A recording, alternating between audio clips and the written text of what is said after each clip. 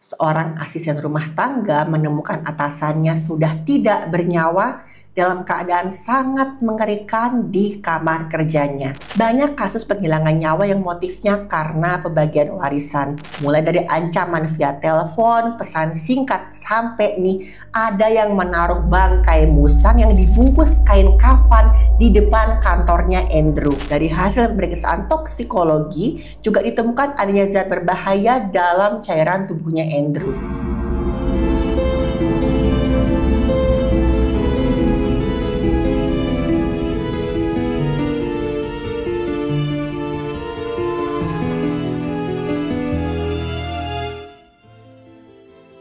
Halo, saya Dr. Stefani. Saya seorang dokter spesialis forensik dan mediko-legal, dan saya belajar dari yang mati.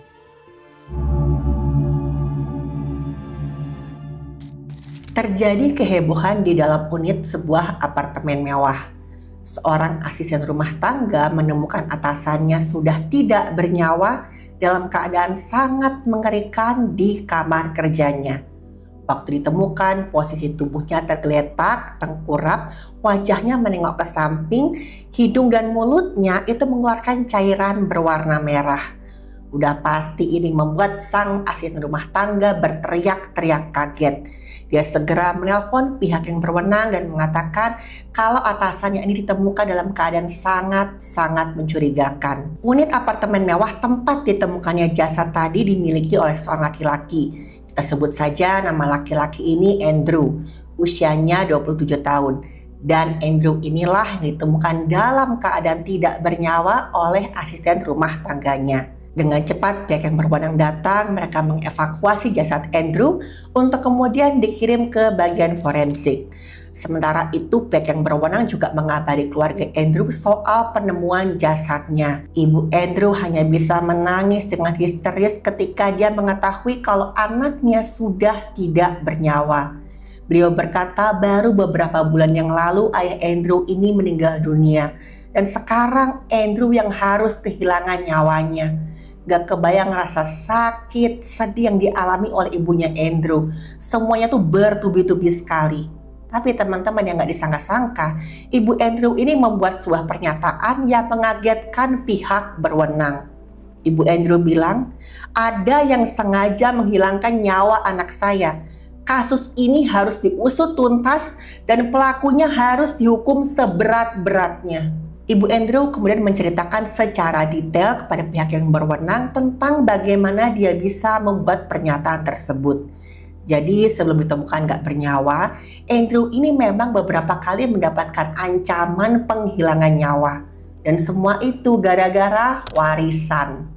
2 bulan setelah ayah Andrew berpulang, kuasa hukum ayah Andrew ini mengajak keluarga ayahnya untuk mendengarkan pembacaan surat wasiat dari almarhum. Pertemuan itu diadakan secara tertutup di rumah keluarga Andrew dan hanya dihadiri oleh ibu Andrew, kakak Andrew yang kita sebut saja namanya Richard, dan juga Andrew sendiri. Di surat tersebut ketika dibacakan oleh kuasa hukumnya, dikatakan kalau almarhum itu ingin Andrew yang menggantikan posisinya sebagai presiden direktur perusahaan keluarganya. Sementara Richard, kakaknya Andrew, akan menduduki posisi wakil direktur. Ketika mendengar ini, Richard langsung marah-marah. Dia teriak-teriak, dia nggak terima. Dia bilang sebagai anak sulung dia tuh merasa lebih pantas menjadi presiden direktur daripada Andrew anak bungsu. Dengan marah Richard bilang, saya ini anak sulung di keluarga ini. Saya yang lebih berhak menempati posisi itu. Saya tuh nggak sudi kalau harus jadi kaki tangan anak ingusan macam Andrew. Suasana semakin panas teman-teman waktu Andrew malah bilang gini, kalau Kak Richard nggak mau jadi wakil presiden direktur, nggak apa-apa, terserah kakak kok.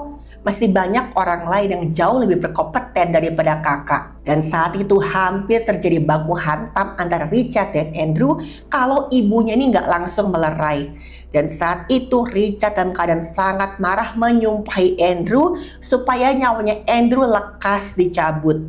Dia juga bertekad akan merebut posisi presiden direktur itu karena dia rasa itu adalah haknya sebagai anak sulung. Teman-teman, 3 motif paling utama seseorang sampai tega menghilangkan nyawa orang lain adalah harta, kekuasaan, dan percintaan.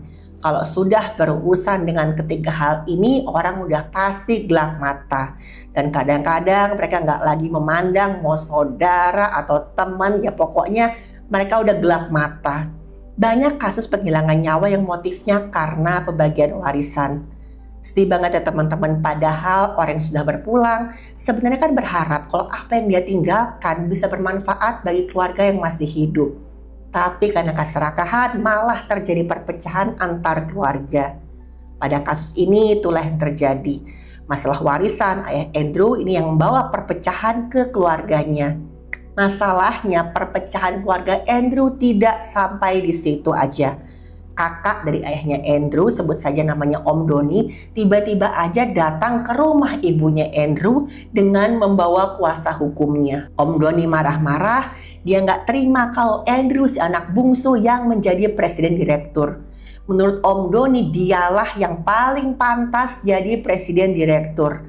Apalagi selama ini Om Doni juga menduduki jajaran direksi perusahaan dan sudah menjabat selama bertahun-tahun. Saat itu Ibu Andrew mencoba menenangkan Om Doni dengan menjelaskan kalau ayah Andrew ini pasti sudah mempertimbangkan semuanya dengan sangat baik.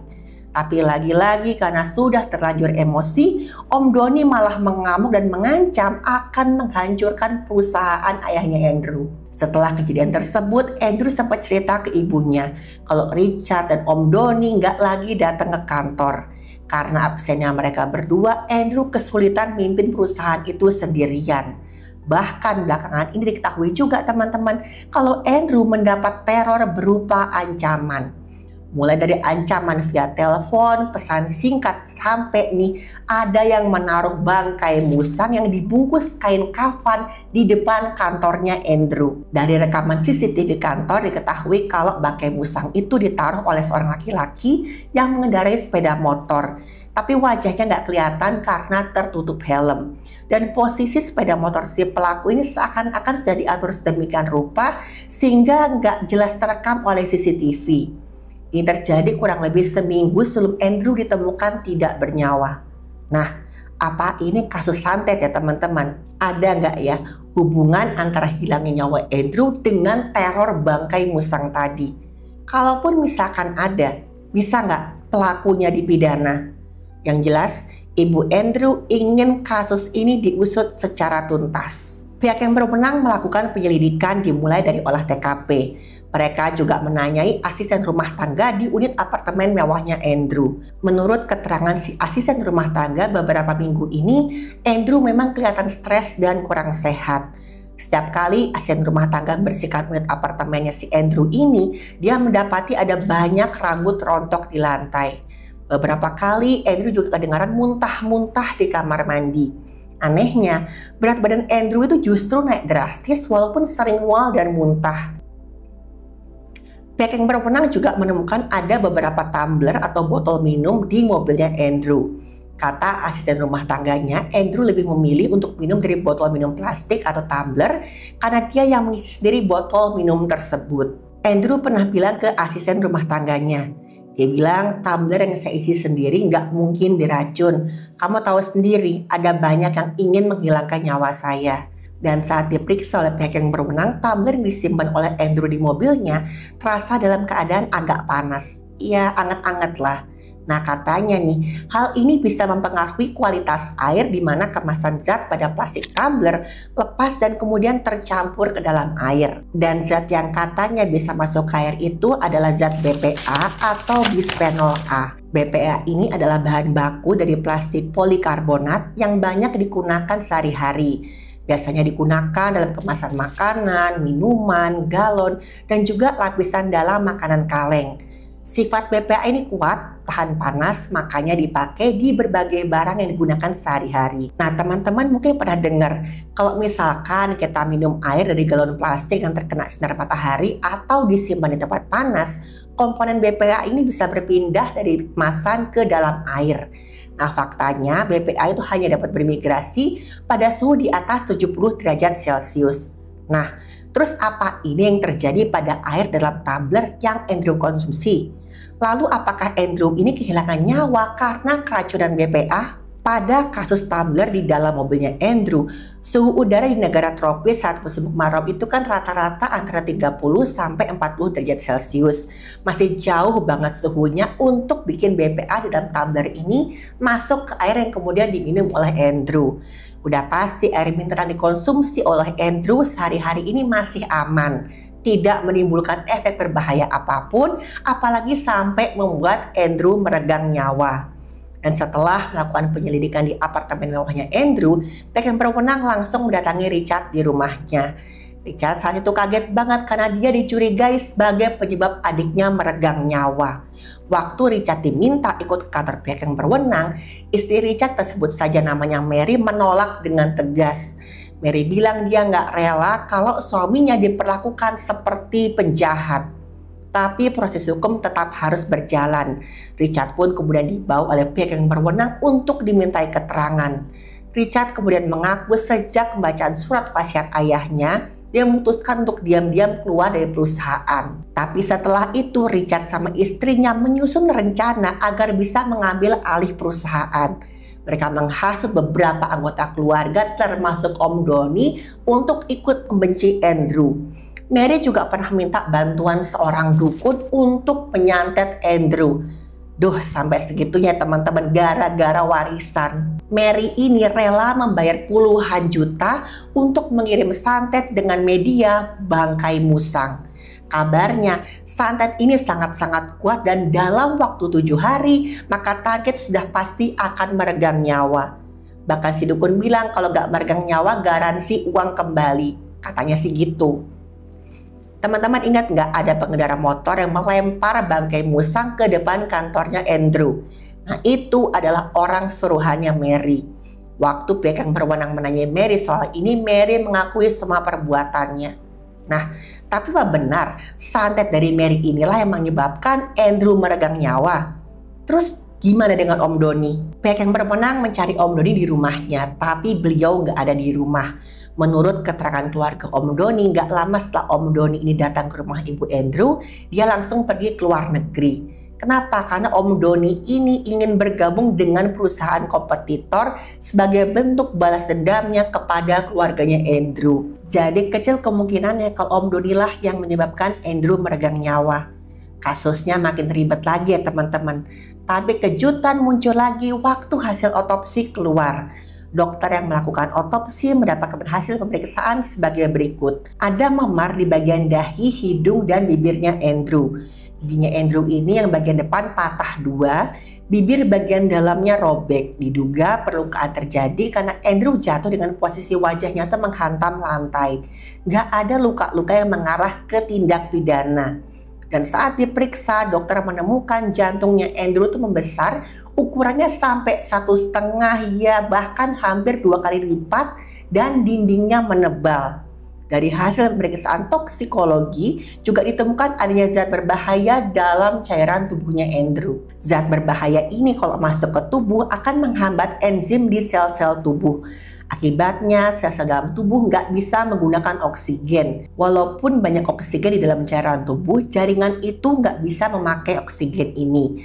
Akibatnya sel-sel tubuh lama-kelamaan akan rusak sehingga seseorang meregang nyawa. Gejala ketiga zat ini masuk ke dalam tubuh itu antara lain sakit kepala, pusing berputar, sesak napas, mual, kejang-kejang sampai koma. Bahkan pada beberapa kasus hilangnya nyawa dapat terjadi dalam beberapa menit hingga jam. Nah, mendengar hasil otopsi tersebut, Ibu Andrew bertambah marah dan sangat sedih. Dia bersumpah akan memenjarakan siapapun orang yang telah mencelakai anaknya. Ibu Andrew bilang, saya nggak peduli mau keluarga atau siapapun yang sudah mencelakai anak saya, akan saya kejar sampai ke neraka sekalipun. Ibu Andrew meminta pihak yang berwenang menaikkan kasus ini ke pengadilan. Tapi saat itu dokter yang meriksa Andrew menjelaskan kalau kadar zat berbahaya tubuhnya Andrew itu nggak berhubungan dengan hilangnya nyawa Andrew. Jadi kadar zat berbahaya yang ditemukan di tubuhnya Andrew itu sekitar 0,5 mg per liter. Kadarnya ini sangat kecil dan nggak cukup untuk menghilangkan nyawa seseorang. Pada manusia yang sehat nih teman-teman, kadar zat tersebut juga bisa ditemukan tapi cuma sekitar 0,01 sampai 0,3 mg per liter. Zat tersebut adalah hasil metabolisme protein atau makanan yang mengandung glikosida cyanogenik seperti singkong atau kacang almond. Makanan-makanan seperti itu memang mengandung zat berbahaya dalam jumlah sangat kecil. Jadi enzim di hati akan memecah senyawa tersebut, melepaskan zat berbahaya dalam kadar yang sangat kecil ke cairan tubuh. Kadar yang bisa menyebabkan hilangnya nyawa itu kalau lebih dari 3 mg per liter. Nah, jadi teman-teman, sehari-hari kita bisa terpapar zat-zat yang tergolong zat-zat berbahaya. Menurut sifatnya, zat kimia ini dibagi menjadi beberapa kelompok. Yang pertama, mutagenik. Bahan kimia yang dapat menyebabkan mutasi alias perubahan pada gen seperti DNA. Salah satu contoh bahan kimia tipe ini adalah benzoapiren yang ditemukan dalam makanan yang dipanggang hingga gosong. Yang kedua, klastogenik, bahan kimia yang menyebabkan kerusakan pada kromosom atau struktur yang menyimpan informasi genetik tubuh. Contohnya itu benzen atau bahan campuran cat. Yang ketiga, aneogenik, bahan yang mengganggu pembelahan sel, contohnya beberapa jenis obat-obatan kemoterapi. Berikutnya ada karsinogenik atau bahan yang bekerja dengan merusak DNA secara langsung atau disebut juga genotoksik atau dengan mekanisme lain seperti menginduksi pembelahan sel yang tidak terkendali. Contohnya itu arsenik atau aflatoksin, zat berbahaya yang sering ditemukan pada kacang tanah atau biji-bijian yang tidak disimpan dengan baik. Kita tuh paling sering mendengar istilah karsinogenik ya teman-teman, atau bahan yang katanya menyebabkan atau meningkatkan risiko kanker. Sejauh ini zat kimia seperti BPA belum terbukti bersifat karsinogenik atau menyebabkan kanker seperti yang banyak kita dengar selama ini. Apalagi udah ada penelitian nih dari beberapa institusi pendidikan bergengsi di Indonesia yang mengecek kadar BPA pada merek-merek galon yang disinyalir ada BPA-nya. Hasilnya tidak terdeteksi BPA. Dan sampai saat ini penelitian yang ada tidak dapat memastikan adanya hubungan sebab akibat yang pasti antara BPA dan kanker. Nah terus bagaimana nih zat berbahaya tersebut bisa masuk ke dalam tubuhnya Andrew? Dokter kemudian menjelaskan ini bisa terjadi karena Andrew adalah seorang perokok berat. Dari keterangan asisten rumah tangganya Andrew, dia itu banyak sekali merokok kalau sedang stres. Selama memimpin perusahaan seorang diri, Andrew jadi sangat stres dan sehari dia bisa menghabiskan hampir 5 bungkus rokok saking dia stresnya. Andrew ini terpapar zat berbahaya yang ada dalam asap rokok yang merupakan hasil pembakaran bahan tembakau dan juga zat tambahan lainnya. Dan hal itulah yang menyebabkan kadar zat berbahaya di tubuh Andrew ini meningkat tapi masih dalam jumlah aman. Nah terus apa nih penyebab Andrew kehilangan nyawanya? Dokter menjelaskan jantung Andrew ini mengalami pembengkakan ukuran itu 1,5 dan bahkan hampir 2 kali lipat ukuran jantung yang normal.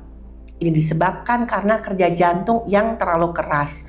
Salah satu faktor penyebabnya adalah stres dan juga pola hidup yang tidak sehat. Ingat nggak tadi cerita ART-nya Andrew? Tentang Andrew yang sering mual-mual, muntah-muntah, rambutnya rontok. Itu bisa jadi salah satu gejala stres berat yang dialami oleh Andrew. Dokter kemudian menemukan ada banyak luka di lambungnya Andrew. Saat stres, produksi asam lambung itu akan meningkat. Sehingga lama-kelamaan dinding lambung itu pelan-pelan terkikis. Andrew sering merasa stres karena tekanan di pekerjaannya, ditambah lagi dengan masalah pribadi yaitu keluarganya tadi. Dia lampiaskanlah stresnya tadi dengan mengkonsumsi makanan yang tinggi gula dan lemak. Dokter menunjukkan hasil pemeriksaan jantungnya Andrew. Ada penyempitan dan pengerasan di pembuluh jantung. Ditemukan juga di beberapa bagian jantung yang mengalami kerusakan jaringan. Ada salah satu pembuluh jantung Andrew yang dindingnya itu mengalami kerusakan. Saat terjadi kerusakan, tubuh akan mencoba membentuk gumpalan trombosit atau kepingan dari cairan tubuh untuk menambal kerusakan tersebut. Dan gumpalan ini yang justru akhirnya menyebabkan sumbatan pada pembuluh di jantung. Terjadi gangguan irama jantung, cairan tubuh tidak bisa dipompa, dan akhirnya korban pun meregang nyawa. Dan inilah teman-teman yang menyebabkan Andrew meregang nyawa. Ibu Andrew merasa sangat-sangat sedih dengan kejadian ini. Dan saking sedihnya Ibu Andrew memutuskan untuk melepas perusahaan keluarganya. Karena dia menganggap perusahaan tersebut membawa nasib buruk.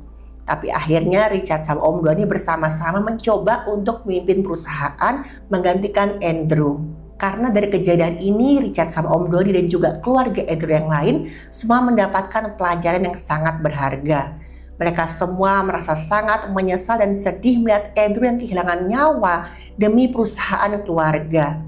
Padahal pendahulu mereka dulu membangun perusahaan tersebut dengan maksud baik agar kesejahteraan semua anggota keluarga mereka itu terjamin. Dan pada akhirnya mereka semua sadar gak ada gunanya tuh mau jabatan atau aset kalau sampai mengorbankan kesehatan diri sendiri.